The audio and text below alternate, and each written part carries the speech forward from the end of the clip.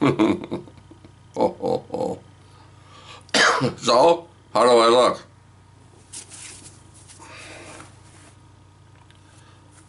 Look good enough to scare the shit out of the kids? What do you want for Christmas, you little brat?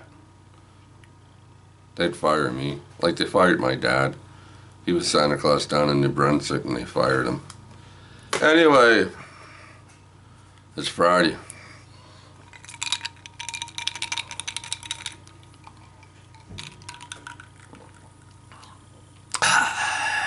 Love it. Oh, that's good stuff.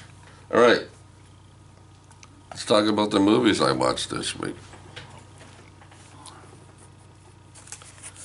Yes, let's talk about it. All right, let's start off. Well, I started off with 633 Squadron. I was really enjoying that movie. I haven't seen it for years, of course. That's where George Lucas got a little bit of stuff for his Star Wars movie from. Anybody remember that, 633 Squadron? Yeah, well, I was having a great time watching it, and all of a sudden it went, fooey. I tried to fix it and wipe out the CD, and it didn't work. I kept fixing it and trying it, so I never did finish watching that movie. So now I had to buy another copy, and I went on, Amazon. I couldn't find one, so. Then I watched Superintelligence on Rogers here, movie channel. Miss Melissa McCarthy. I don't even know if this was at the theater. I don't know, I don't think so, but who the hell knows anymore? Yeah, 2020. Yeah, she gets up in the morning and she hears this stuff on her radio. Her pot starts acting up. She's hearing voices. And it's some kind of a super intelligence taking over the airwaves, taking over all the power, the lights, everything, you can name it. And Melissa McCarthy has to do something right, or he or whatever it is just going to wipe everything out off the earth, just wipe them all out. So it's kind of hard to explain this one, but if I tell you too much about it, I'll ruin the story for you. It's one of those movies. That happens sometimes. You really can't say too much. It's not a bad movie. It's not a bad watch. You can watch it. I gave it a 7. It's no big deal. You know what I mean? It's just a movie. Nothing fantastic about it. But it was fun. It was a fun watch. And I do like Melissa McCarthy. I can't help it. I just one of those things, people. And of course, I watched. Let me get my movies out here. I watched this Christmas movie. Die Hard. Alan Rickman. He's a great bad guy. Alan Rickman. Bruce Willis goes to the big tall building to go meet his wife. Everybody knows this story, right? We all know Die Hard. Come on. I give it an 8. Yeah, I love it. I love this one. And the more they make of them, the less and less they go down. So number 2, right? Die Hard or Die Hard 2 or whatever, only gets a 7, etc., etc. But Die Hard, yeah, Bruce Willis, Bonnie Bedelia, yeah, this gets an 8. It's a great movie.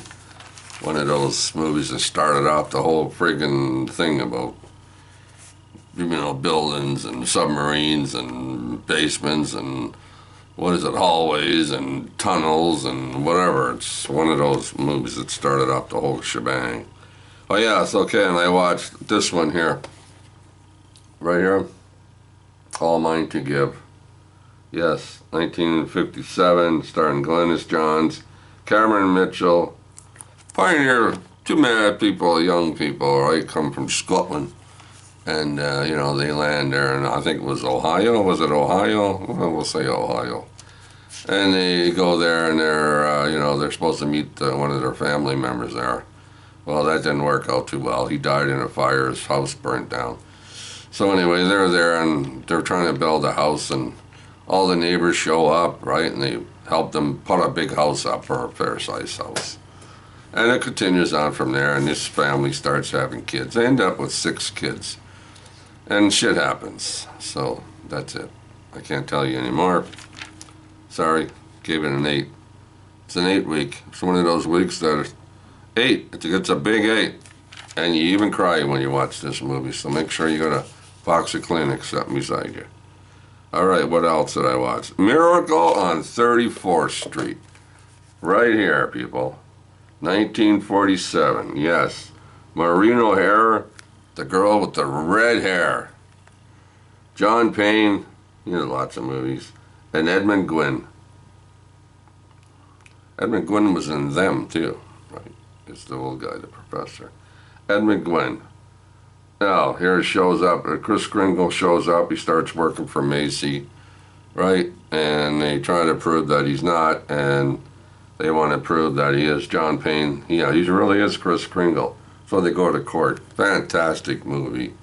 An 8 out of 10. Christmas time. Jingle bells, Santa smells.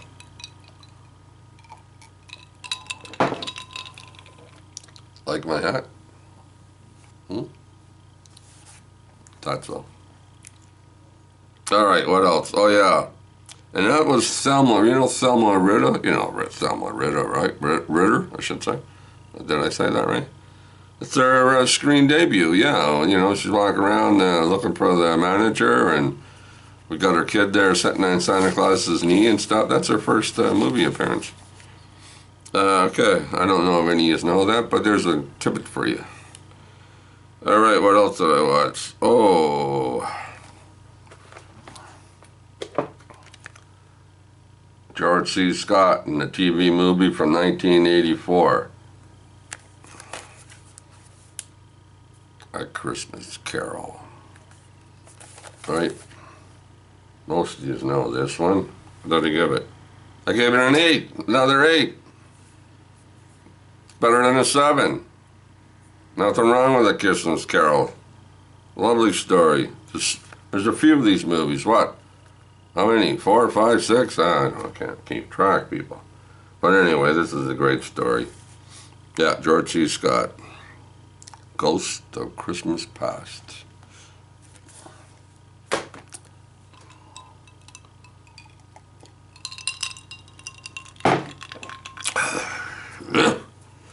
All right, what else? Oh, TCM time. Whistling in the Dark, 1941, Red Skelton. A cult leader tries to trick and influence a famed radio detective in his big screen debut, which is Red Skelton, to conceive and commit a perfect murder so the former can collect a $1 million inheritance. Right, so Red Skelton, you know, he works at the radio station every week, or yeah, I guess every week, or anyway, it doesn't really matter. He reads a story. You know how they read stories on radio? Yeah, about a murder. So there's these guys, you know, trying to get a $1 million inheritance. They get Red Skelton to think up a plot, right? How to do the perfect murder. So it's funny. It's a funny movie. And I think he did another 2 Whistling movies. I think there's 2 more after this. Whistling in the Dark, yeah, 1941. He gets a 7. It's a good story, a good movie. You know, what's that word? Nothing great about it, nothing bad about it. It's just a simple little movie. 7. All right, what else? The Lost Hurrah, another TCM movie starring Spencer Tracy from 1958. Yes, he's an agent. He's up there. He's got to be in his 50s. He's old. Yeah, he's a New England mayor, and he's running for mayor again, right? And it's all about, you know, how they go about, you know, asking people for their votes and stuff like that, right? You know, the things all behind that and what he does for people, what he doesn't do for people. But it's not a bad story. It's worth a 7. It's good for a watch. The Lost Hurrah. All right, then I watched I don't even know what I do with it now, somewhere. The North Star, 1943, The North Star. Farley Granger and Baxter. Jan Withers, very good part for Jan Withers in this movie. And there's a little Russian village. And these people are riding along the road. They left the village. They're going into a big town, say a big town, right? So they're riding along the road. And then the Germans invade, and the Germans drop bombs on these people. Yeah, in the wagons, you know, the horses and stuff. Yeah, so now the Germans are invading, right? Russia, like these village areas, these small areas of villages. And they end up in this village where these people came from, right? And they start to, basically, taking over the village. And then they get all their soldiers that are wounded, right? And they put them in this so-called hospital, right? And they start taking the blood out of the children. Yeah, blood transfusions from the kids. Nasty work, people, nasty work. Anyway, very well done movie. I've watched it a few times over the years. It gets an 8, a big 8 out of 10. If you haven't seen The North Star, I recommend it. I don't really recommend too many movies, but that one I do. All right, almost to the end. Oh, yeah. Pretty well near the end. Short and sweet, eh? Jet Li's Fearless, 2006. I gave this one an 8 too. A lot of action in this, a lot of good fights. He's pitted against 4 fighters in the early 1920s. He has to fight 4 guys all in one day. It's kind of a put together kind of thing. Yeah. China's most famous fighter in the early 1920s, based on a true story. Yeah, based on a true story. Another one I can't really tell you too much about because it'll give away the story. You know what I mean? It will kind of, yeah, so, but yeah, very good movie. 8 out of a 10. Jet Li, Fearless. Lots of action, people. China. Wufo. That's it. That's it. Another week in movies done. I do hope everybody's staying safe.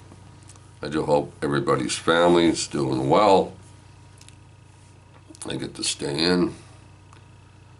Stay in. You got to stay in, or able to go to Food Basics, get yourself some groceries.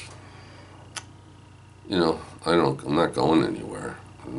Go down and get some groceries.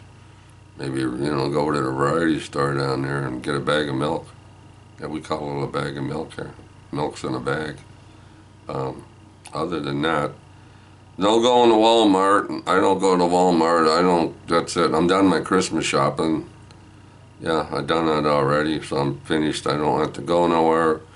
Go no crowded places with all the people and stuff, so, yeah. So I got some more,